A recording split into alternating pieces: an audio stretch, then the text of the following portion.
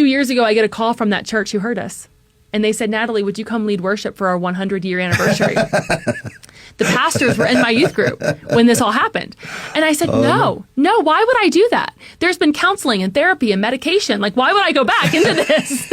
And they said, no, we're having everybody come back who was part of the church. Like, we want you to come lead worship. All the hurt people are coming back. And I said, I'm going to have to pray about this. And I told the Lord, I don't want to go. And he said, you will go because you're writing a book about a reconciled church. Wow. And I didn't have a last chapter. And he said, you're going to find your last chapter there. Praise God. I fly into Cincinnati. I go to this church, and the parsonage that we had lived in is torn down. We go through the set. We're practicing. Nobody's talking about anything. And I'm like, this is just so weird.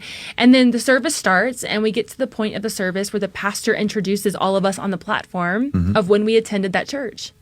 And he gets to me and he says, this is Natalie Thomas. That's my maiden name, Runyon. And you hear kind of this kind of gasp in the room. And he says, her dad was one of our favorite pastors to ever pastor this church. And the whole room goes up in applause. And I thought, oh my gosh, they didn't hate us. Like, I've thought for 30 years they hated us. And the Lord said, pay attention to this moment. What you felt was an exile was actually an exodus. They never hated you. They never hated you. And that was when I saw, oh my gosh, God will finish what he starts.